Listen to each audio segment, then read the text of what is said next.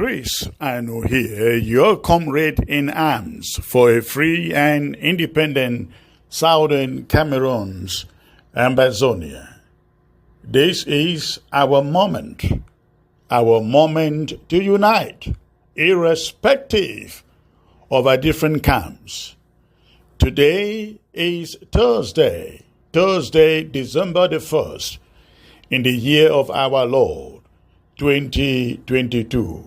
Fellow Ambazonians, events of the past few days compel me to address you today on the state of our fight for independence. Since the abduction of the narrates, the struggle has never before come under this level of calculated, synchronized attacks that we see today. But first of all, let me remind every Ambazonian that we cannot be naive. No, we just cannot be. The attacks directed at Chris Anu are not about nor against Chris Anu. Emmanuel Insalai, the face behind the mask, the unlicensed, unregistered foreign agent operating in the USA on behalf of La République du Cameroon, he knows that they will never get Chris Anu indicted or arrested in any matter relating to the frivolous allegations they churn out. Every one of their attacks is geared towards ultimate capitulation of a concerted effort to have our independence restored. The attacks are aimed at all of us and the generations yet unborn that we are fighting and sacrificing for today. Knowing this, therefore, it becomes incumbent upon all of us to not even imagine for a second the idea of chickening or bowing down and bowing out of a good cause. At a moment like this, our hope, our comfort, and our strength can only come from God and from concerted unity, renewed unity of purpose, and of course, unity of action too. We must not falter. We must not despair. Listen to the sound of my voice. We will have to face or confront every Egyptian and cross every Red Sea before we reach our promised land. As we fight this fight, we must develop the habit of constantly reminding ourselves that freedom is never given. It is fought for and it is taken. That is the reason that La République du Cameroon remains relentless in making sure it silences our leadership and frustrates the rest of the people till all surrender. 3 things have happened since October when I took over the leadership of this struggle that demonstrate the anguish, the desperation, and the urgency with which La République du Cameroon wants the war ended, albeit on their own terms. They wish they get rid of me sooner than later. I have no doubt I am their nightmare. And I can promise all of you that nothing is going to change. We embarked on this crusade to free homeland, very much aware that there are courts, there are prisons, and even death too. We have measured the cost and we know it is worth paying for it. If only 8 million of our people can regain freedom and independence. No amount of false allegations, raids, and searches on our homes, blackmail and defamatory surrogacy will intimidate me. No, On October 1st, when we went visiting with our brothers and sisters refugees in Calabar, Nigeria, a frantic effort by La République du Cameroon was initiated to get me abducted and rushed to Cameroon. A speedboat was hurried into the creeks or riverways of Calabar, waiting to rush me into La République du Cameroon. But God made it that we left. We had left the place before they started hunting for us. That plot failed. This month, precisely on November 17, I flew out of the U.S. for some meetings in Southeast Asia. Those who monitored me and sent reports out, perhaps wondering what I traveled out to do. It is my belief that they misinformed federal agents that I must have traveled to procure arms, which is why I believe on November 22nd, 4 days after I traveled, a warrant for a search to be conducted in my house was issued in the South Texas District Court. The search warrant is issued on the 22nd of November. I returned on the 26th, and a day after, that is, on the 28th of November, my home is invaded and raided in search for weapons. It was such a traumatizing experience, to say the least.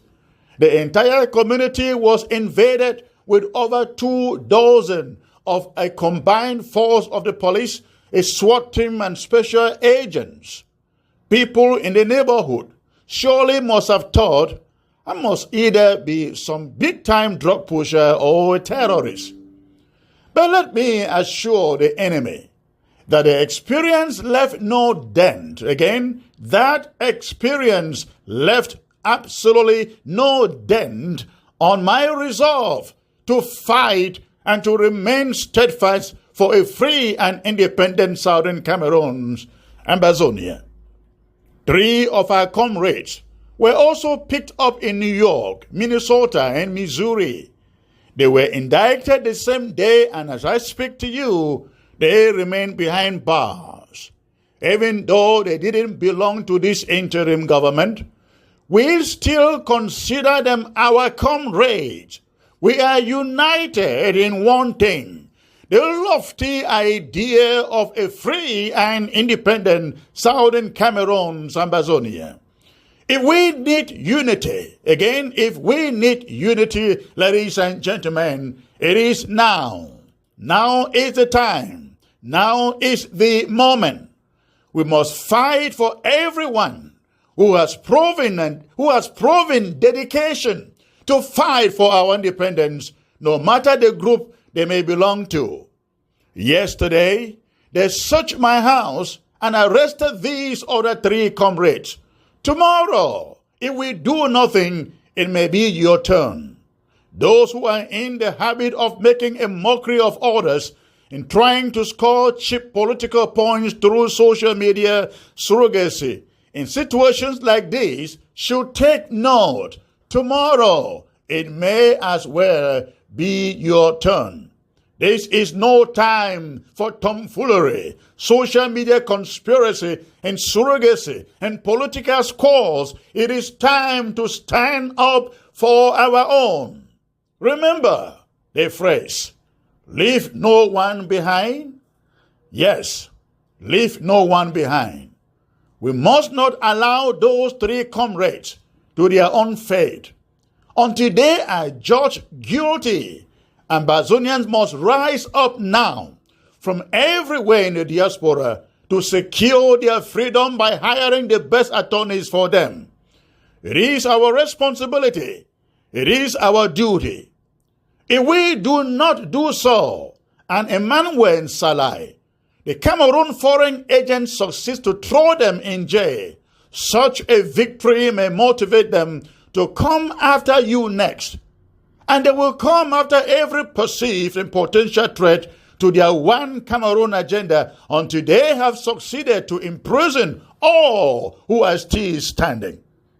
The other day, Cabinet here at the interim government held an emergency meeting and decided that will call for a massive unity rally and send a message to U.S. government authorities that the three comrades are not criminals, they are not terrorists, they are freedom fighters, they are liberators.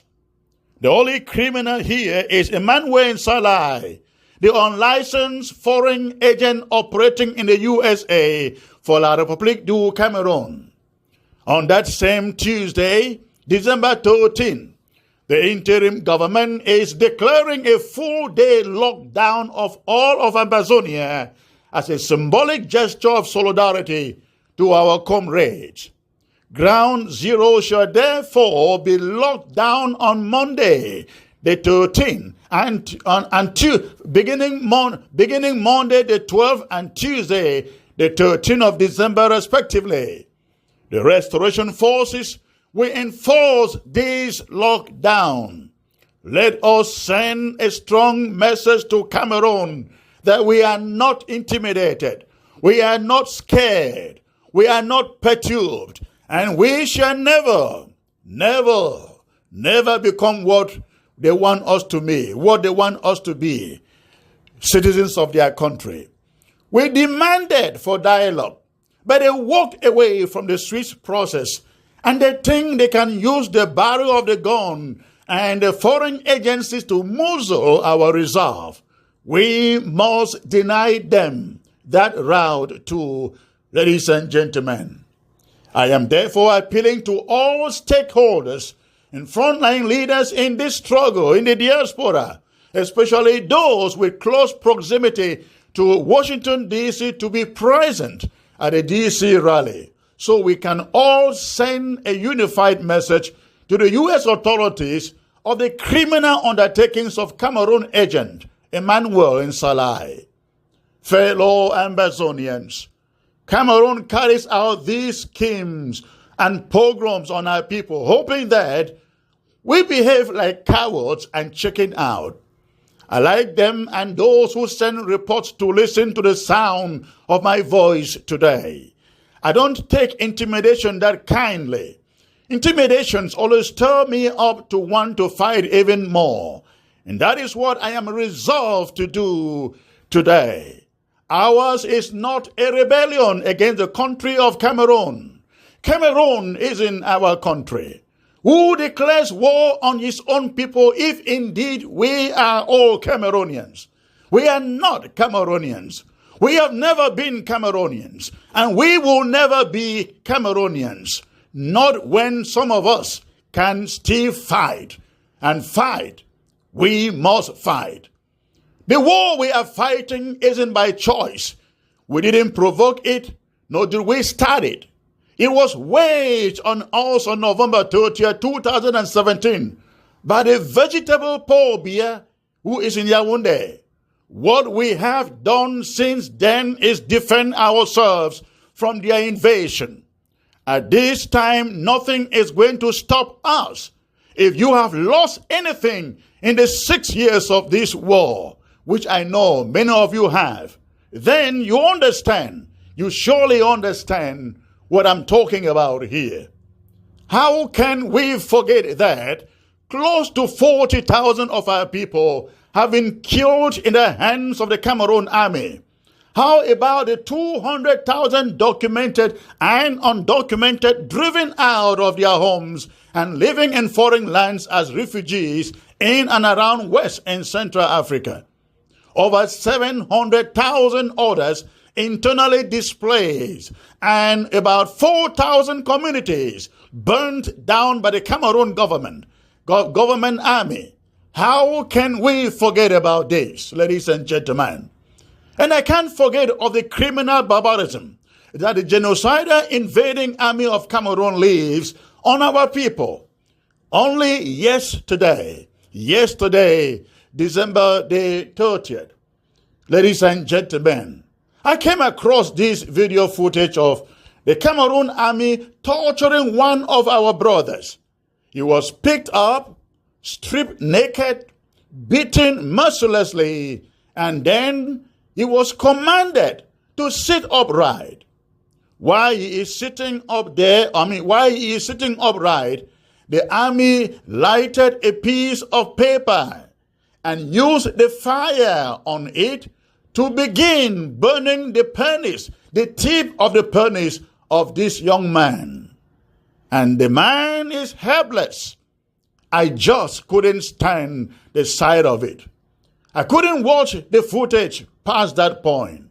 And I don't know what happened to him at the end of that footage. But this is the kind of wickedness, barbarism, and inhumanity that some people want to stop us from fighting. Is it possible? Bad things happen when good people do nothing. They say, I promise you at the beginning of this regime, we must take the war into the territory, the damn territory of La République du Cameroon. And I am even more convinced and more determined we must rush to that. We must do everything, and I mean everything, to give them the kind of pain they have unleashed on our people for these 6 years. Comrades, listen to me today. This should be our common resolve. Do not say, you have given too much already. No, we will never give enough. Not as much as ground zero. The boys in the bushes are giving. Do not be intimidated by what you see and read. Chickening out is the result they want to see. But let us all disappoint them and fund this war even much more than we have done in the past 6 years. Let us disappoint La République du Cameroon. Let us hold them spellbound militarily, economically, and otherwise until they are ready for meaningful dialogue. I urge every restoration fighter on ground zero to stand up now and be counted and be determined more than ever before to take back our territory, our independence, our country. Do not think that if you lay down your guns, that they will spare you. They will not. Remember those in their DDRs, the Namberes and so on. If La République du Cameroon didn't spare them and didn't help them, kill some of them, they will not spare you. Stand your ground, and when you go to fight, show no mercies on any invading Cameroon soldier or army. Our mission is to take back our territory from Nkambe to the Mongol. Until that mission is accomplished, we are not done yet. If Cameroon thinks it will end this war with guns, they have been reminded again and again that it isn't going to happen. It will never be possible. And they shouldn't think they will use this intimidation to get us engaged in the sham that they have organized in Canada. We will never be party to anything, any meeting that does not have the root causes of this conflict on the table. That is our resolve. Ground zero. Every man, every woman, every brother, every sister, I encourage you all to stay strong. Remain upbeat and optimistic. We will get back our country. We fight a just cause, and God is on our side. You are all witnesses to us, coming to you again and again to condemn kidnapping and ransom taking. We will continue to do so, and we believe that anybody who has indulged in any such activity should be subjected to the full weight of the law. And if that law is American law, so be it. We have faith in the American law. No one will go to jail unless the facts are fully established. And before I go, I just want to say to you, please, especially if you are on ground zero, please ignore all those trashy toilet tissue newspaper stories about some accounts uncovered of Chris Anu. Ignore them. Fabrications. I am as clean as a piece of white paper. The struggle continues. God bless you all. Long live the Federal Republic of Ambazonia. Short live the war. Please let this message get into the hands of every bona fide Ambazonian. Let us support the struggle. Please, we need your support to send a strong message to La République du Cameroon. They will use everything to intimidate us, but we refuse to be intimidated. Good night.